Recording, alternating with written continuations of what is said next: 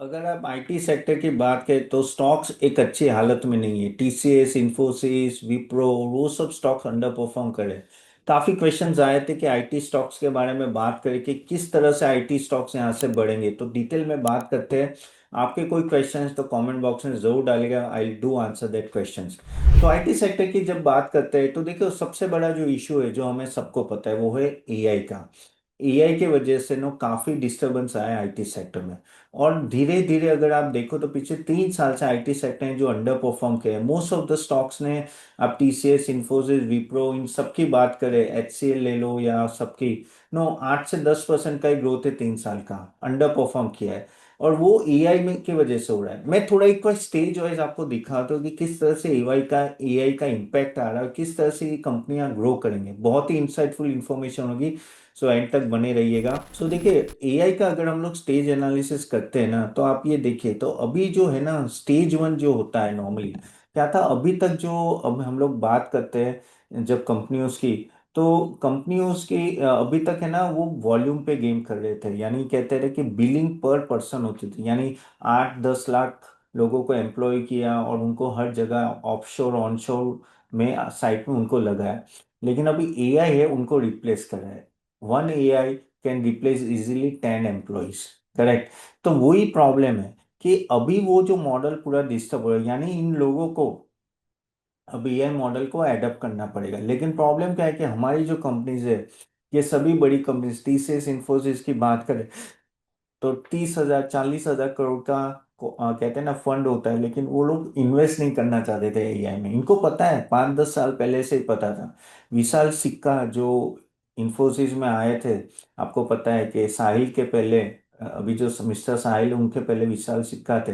वो एआई लाने को ट्राई किया था, लेकिन वो सक्सेसफुल नहीं हुए थे। और जो ट्रेडिशनल बोर्ड होते हैं ना, उनको वो जब से वो डिविडेंड की जो मलाई मिल रही है, तो वो छोड़ना नहीं चाहते। इवन अगर आप देखो टीसीएस भी क्या है, टाटा सन्स का 80% डिविडेंड टीसीएस से आता है, और वो उसको छेड़ना नहीं चाहते, इसलिए ईआई में इन्वेस्ट नहीं किया। लेकिन अभी करना पड़ रहा है, पीछे 1.5-2 साल से, 2 या 2.5 साल से आप देखो तो वो सब कंपनियां काम कर रहे हैं, जैसे एआई का फाउंडेशन बिल्ड कर रहे हैं, एआई का प्लेटफॉर्म बिल्ड कर रहे हैं। ठीक है। इनिशियल आपका इन्वेस्टमेंट बहुत होता है, इंफ्रास्ट्रक्चर होता है, नए नए आप कहते हैं जेमिनी ले लो, ग्रॉक ले लो, चैट जीपीटी, ऐसे बहुत सारे टूल्स होते हैं जो उनको बाई करने पड़े, तो खर्चा होता है। और उसके वजह से मार्जिन में प्रेशर आता है। तो वो 2023 से ये चल रहा है सभी कंपनी से, मैं ओवरऑल सभी आईटी कंपनीज की बात कर रहा हूँ। अब स्टेज 2 कौन सा होगा? स्टेज 2 ये है जो अभी चल रहा है, वो है धीरे धीरे ये लोग अपनी जो भी सॉफ्टवेयर जो क्लाइंट को दे रहे हैं उस पे ये एआई चल रहा है, एआई को इन्वॉल्व कर रहे हैं। और एआई के वजह से उनके जो प्रोडक्ट्स अच्छे बढ़ रहे हैं, और धीरे धीरे वो कहते हैं ना कि धीरे धीरे वो क्लाइंट के वहाँ वो सॉफ्टवेयर को इंस्टॉल कर रहे हो या तो अपग्रेड कर रहे हैं। और इसलिए मार्जिन को इम्पैक्ट आता है, क्योंकि इनिशियली अभी क्या हो रहा है कि एक तो इंफ्रास्ट्रक्चर का, एआई का इंफ्रास्ट्रक्चर का खर्चा आ रहा है, प्लस जो नए नए एम्प्लॉयज ला रहे हो आप एआई रिलेटेड, वो महंगे, और पुराने एम्प्लॉयज को जाने दे रहे हो। आप देखो टीसीएस से कितने लोगों को निकाल दिया गया है, 20,000 30,000 लोगों को ऐसे निकल रहे हैं। तो उसका भी इम्पैक्ट आता है। तो उनको भी कॉम्पनसेशन देना पड़ता है। तो अभी इनिशियली 1-2 साल, यानी कहते हैं 24 25 26 तक ये स्टेबलाइजेशन का माहौल है अभी। हर एक प्रोडक्ट पे वो एआई ला रहे हैं। जैसे टीसीएस ने बोला 85% उनके जो क्लाइंट्स हैं वो अभी एआई जनरेटेड सॉफ्टवेयर में वो लोग इम्प्लीमेंट कर रहे हैं। ओके, स्टेज 3 की बात करते हैं। तो स्टेज 3 कौन सा है?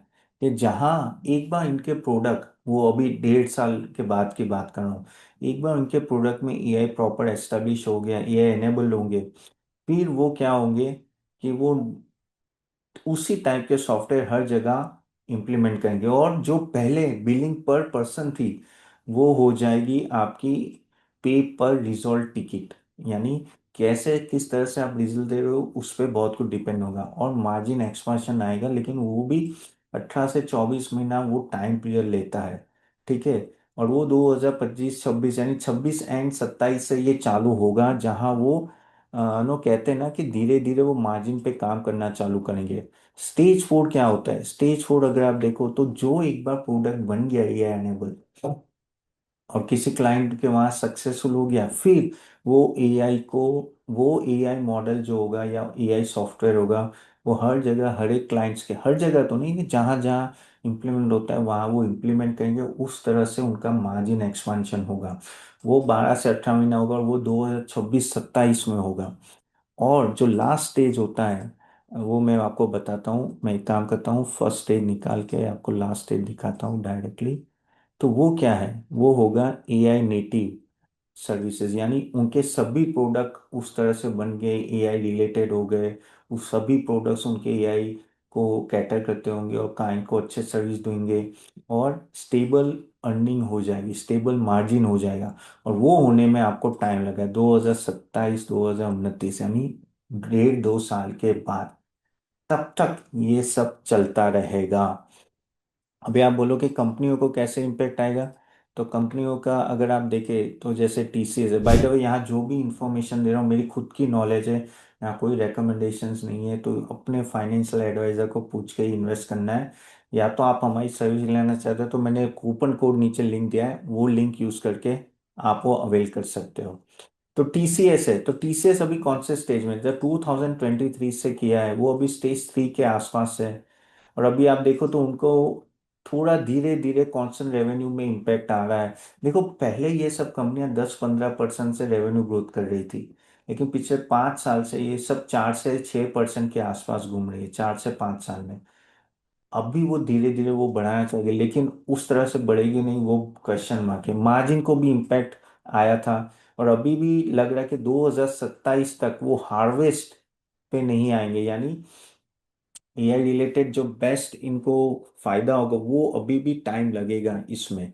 ओके, तो that is for TCS. Similarly अगर हम लोग दूसरी कंपनी की बात करें, जैसे इंफोसिस की बात करें, सो इंफोसिस में भी सेम है, 2023 से चालू करे, अभी मिड स्टेज 2 है। और ये सब करते करते मार्जिन इंप्रूवमेंट, कांस्टेंट करेंसी, वो टाइम लगेगा 2028 तक। ओके, अगर हम लोग बात करें विप्रो की, विप्रो थोड़ा पीछे अभी भी स्टेज 1 पे है, जो मैंने ऑलरेडी आपको बताया है। और अगर आप देखो तो 2019 तक, 29 तक वो स्ट्रगल करेंगे अपनी सभी प्रोडक्ट्स एआई एनेबल करने में। मैंने जैसे बोला ना, ये एक रेस है, कुछ लोग पीछे ले जाएंगे, कुछ लोग बहुत ही आगे निकल जाएंगे, तो इसमें ये देखना बहुत ज़रूरी होगा। सिमिलरली अगर हम लोग एचसीएल की बात करें, सो एक्सेल की बात करें तो आप देखिए वो थोड़ा फास्ट है, और उनका कांस्टेंट करेंसी और वो सब अच्छा है कंपैरेटिवली।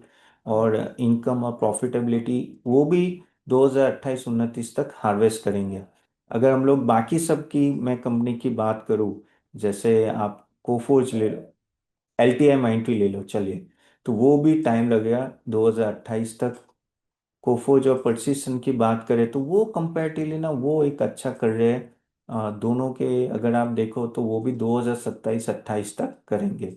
तो ये आप देख रहे हो कि एक्रॉस एक्रॉस अगर आप देख रहे हो तो सभी आईटी कंपनीज ना थोड़ा टाइम लेगा ये सब चीज़ें ठीक ठाक होने में, तो वो आपको थोड़ी चीज़ें ध्यान में रखनी पड़ेगी।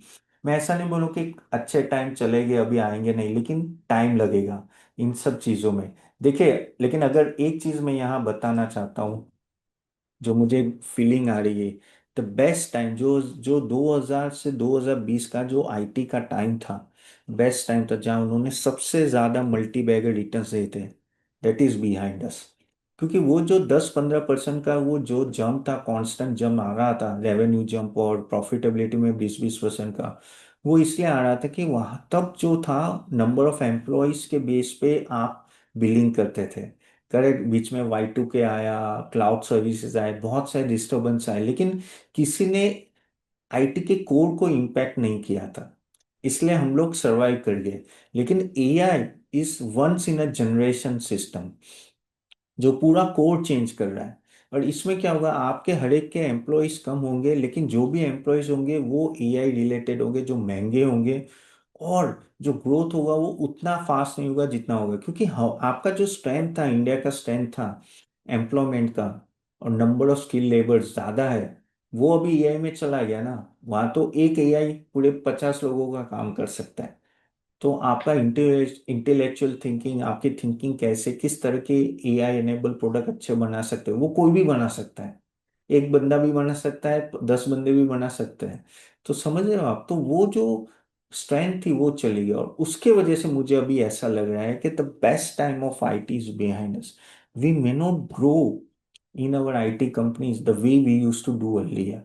और इसलिए आप देखो most of the company consolidate कर रही है। इसमें कौन सी कंपनी आप चलेगी, आप बोलोगे कि लार्ज कैप चलेगी या मिड कैप, तो मुझे लग रहा है मिड कैप। क्यों? मिड कैप जो कंपनीज होती है वो नीश में करते हैं। अभी नाम में जैसे परसिस्टेंट है, कोफोर्ज है, वो सब क्यों परफॉर्म है? उनका नीश है, एआई एनेबल प्रोडक्ट्स करते हैं, और छोटे छोटे कहते हैं ना कि वर्क फोर्स से वो लोग काम करते हैं, compare to Infosys, TCS and all that, और वहाँ चांसेस बढ़ जाते हैं। मैं ऐसा नहीं बोलूँ ये सब कंपनी सर्वाइव नहीं करेगी, सर्वाइव करेंगी, they have all the intellectual, but the growth में गो डाउन, और वो थोड़े कंसोलिडेशन फेज और डिसेंट, यानी डिसेंट से भी कम रिटर्न में शायद सर्वाइव कर जाए। And this is what my feeling is that. Again, please अपने फाइनेंशियल एडवाइजर को पूछ के करना, लेकिन ये बहुत ही इंपॉर्टेंट पॉइंट मैं आपको बोल रहा हूँ जो मैंने देखा, और इसलिए स्टेज एनालिसिस आपको बताया कि ये सब कंपनियां अभी कहाँ खड़ी है। तो होप आपको ये वीडियो अच्छा लगा होगा, and keep this in mind when ever you invest in this stock. और आपके कोई क्वेश्चन है तो जरूर कमेंट बॉक्स में डालेगा। I see you soon next time. Bye bye.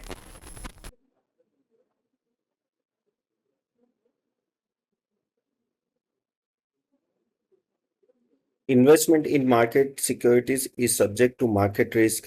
Read all the documents carefully before investing.